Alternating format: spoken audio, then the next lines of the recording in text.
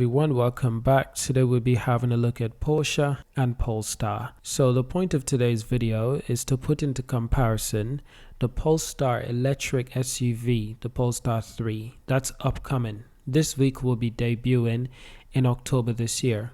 Deliveries will start early next year, so it's actually quite exciting. Recently, the pricing of this vehicle has been announced at around 75,000 euros and roughly similar in US dollars. Now that's quite interesting. So ideally what we want to do today is look at the current lineup of Porsche vehicles. Now for the Polestar 3, we know it's going to be competing with the Cayenne, the Porsche Cayenne in comparison. This vehicle starts roughly around £63,000. It goes up to £70,000. The coupe is £68,000. The Coupe Platinum Edition is £71,000. The Cayenne E Hybrid is £73,000. The E Hybrid Platinum Edition is £78,000. So this vehicle comes in all different ranges from 63 grand up until 80 grand, even more than 80 grand, 83,000. These are all Cayenne models, and these are just price ranges that Polestar is competing with. Some of these vehicles are hybrid, which means that they're half electric, but not fully electric. But this is where it gets interesting. Porsche has been developing an all-electric SUV. That would be the Porsche Mccann Ev, the new all-electric luxurious SUV. Now this vehicle has been spotted in testing, and it is a Porsche. It is currently in development. It does look extremely rough. But I also remember a time when we underestimated Porsche's ability to build a good, reliable, competitive electric vehicle, and they did it beyond expectations. They built the Porsche Taycan.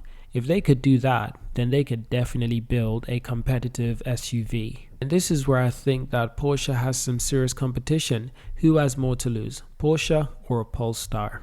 Now Polestar has always admitted, they've never been ashamed to admit, that they are targeting Porsche. That's their main competition in their opinion, because they do want to target the luxury market of vehicles. They do want to be in the luxury price range of vehicles, while also offering customers a cheaper option similar to the Polestar 2. And obviously as time goes on, they're going to want to offer a car that's 35 grand, 30 grand, and possibly even 25 grand. But for the most part, Polestar wants to be seen as a luxury brand, somewhere between BMW, Mercedes, up until Porsche level. Porsches are obviously typically way more expensive than BMWs and Mercedes vehicles, while Mercedes and BMWs do have vehicles that are just as expensive as Porsche vehicles. The distinction of brands are quite different. Porsche is known as a sports car brand, a luxurious sports car racing team brand. Mercedes, BMWs, they're typically known as just luxurious vehicle, but at the same time, they also sell cars that are 25 grand. So they're in a very distinctive market. Polestar is trying to separate itself from all of this while being extremely competitive with Porsche. Now this is Polestar top SUV, the Polestar 3. The Polestar 4 will be slightly smaller. It's like a coupe SUV, and I assume the price will be a little bit less as well, possibly in the 55 grand range. That would be quite lovely.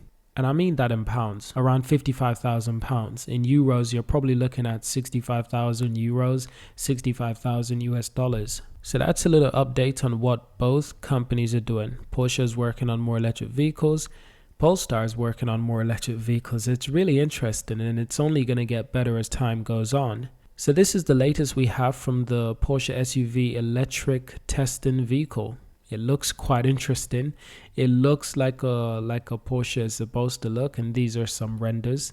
This is what it could look like, but we don't know yet. But this vehicle will be completely electric, and we already have quite a few different electric SUVs. So both Porsche and Polestar is coming into an unknown market. Now the Polestar vehicle will be on the market first. They will be on the scene first. They're beating Porsche to the punch. Polestar is creating a fully electric SUV before Porsche. That's impressive. So what do we know about the Macan, the electric Macan?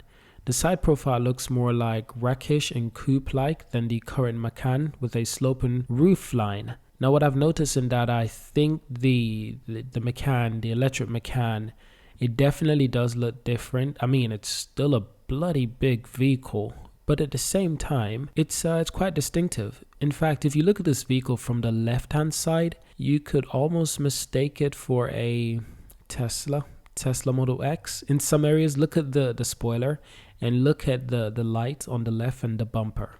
Even where the license plate area is, these vehicles are starting to merge and look quite similar. Polestar, on the other hand, in my opinion, is just radical. I mean, completely radical, which is really good. They're taking a different approach, which I like. Now, the all-electric Macan will be a sportier model in its segment, says Steiner. Like the Taycan, the all-electric Macan, with its 800-volt architecture, will offer typical Porsche e-performance. No figures have been revealed, but Porsche says that the Mccann EV will offer a long range and a reproducible high performance. That's quite interesting. I like the sound of that. Now, the electric Macan will be the first Volkswagen Group car based on the PP underpinning. Technical specifications are limited. Aside from confirmation it will share the same 800 volt to 350 kilowatts per hour charging capabilities as the Taycan. This is good. It's sharing similar technologies to the Taycan. This is a great trajectory for Porsche.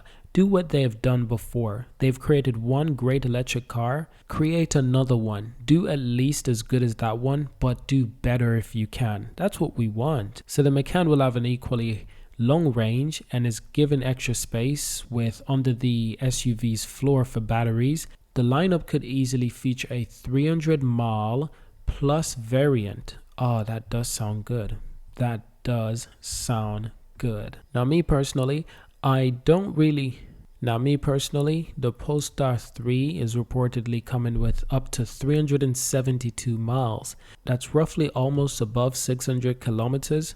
So the Porsche is a little bit different with 482 kilometers, and that's 300 miles. So if this is what we believe to be true, then it sounds like the Polestar 3 will have a lot more range, which is quite interesting already. But that is the big question, isn't it? Can Polestar compete with Porsche? Realistically, seriously. Now, I don't know the EPA standard of these range on the Porsche compared to the Polestar, because we are aware that in different countries there's a different measurements. So we don't know the specific, but these are the numbers that we've got available to us now. It's been widely shared that the Polestar Model 3 will come with up to 300 kilometers of range, and this has been widely shared all around the world, not just in one place. So that's a look today at the new SUVs coming into the market. A real sense of idea if Polestar will be able to compete with Porsche in the EV SUV market. It's heating up, it's looking good. I'm super excited. So thank you for watching, subscribe to see more, and I'll see you in my next video.